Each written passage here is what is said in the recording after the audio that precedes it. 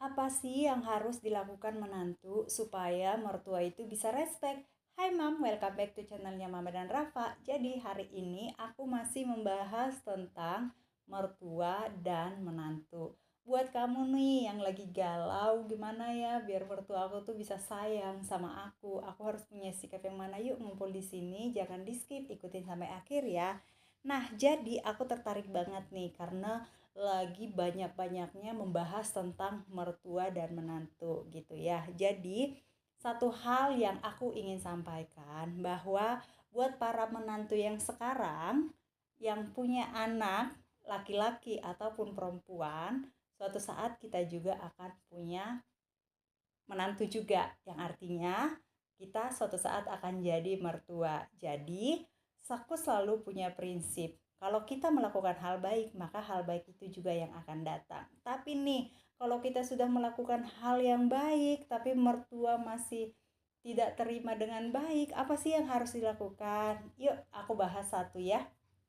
Jadi, konsepnya bahwa menantu itu adalah orang yang baru datang ke keluarga suami. Yang artinya, kata orang, seorang menantu harus memperlakukan mertuanya sama seperti ibu kandungnya sendiri. Tapi kalau Mama Rafa boleh bicara, sebenarnya itu bisa diterapkan asal mertua juga menerima kekurangan dari menantu. Jadi konsepnya di sini adalah kalau hubungan mertua dan menantu ingin baik-baik aja, kuncinya harus saling menerima. Menantu harus menerima kekurangan dari mertua. Yang mertua cerewet, yang mertuanya maunya perfect, atau mertuanya ingin anaknya dilayanin gitu ya. Dan terlebih mertua juga harus menerima kekurangan dari menantu. Contohnya, kalau menantu nggak bisa masak, ya harus diterima dong. Atau menantu bisanya masak nggak bisa beres-beres, harus diterima. Intinya,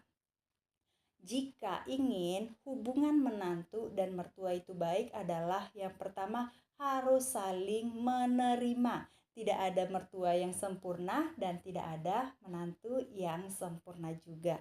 Yang kedua di sini adalah peran penting dari pasangan. Jadi, kalau pasangan kita nih sayang sama orang tuanya, sayang sama istrinya, pasangan itu harus bertindak realistis gitu ya. Dalam arti suami harus mengambil tindakan yang tepat. Contohnya, kalau mertua nggak suka nih menantunya di rumah yang nggak ngerjain apa-apa, ya setidaknya suami jangan terlalu sering mengajak istrinya main ke rumah orang tuanya. Atau mertua tuh pengen menantunya itu ya harus perhatian sama dia, ya suami juga harus ingetin ke orang tuanya bahwa harus kasih perhatian juga ke menantunya. Jadi kuncinya Mam, kalau mau hubungan kita baik sama suami, mertua, bahkan untuk diri kita sendiri, kita harus saling menerima. Jadi kalau mertuanya masih ada yang bawel, ngeselin, udah cukup diterima. Para menantu bisa berdamai sama diri sendiri, mengampuni mertua, dan tentunya selalu serahkan sama yang di atas. Karena seorang menantu tidak akan pernah bisa merubah karakter mertua. Biarkan saja Tuhan yang merubahnya, dan suatu saat mertua akan bisa mengasihi kita sebagai menantunya. Seperti itu.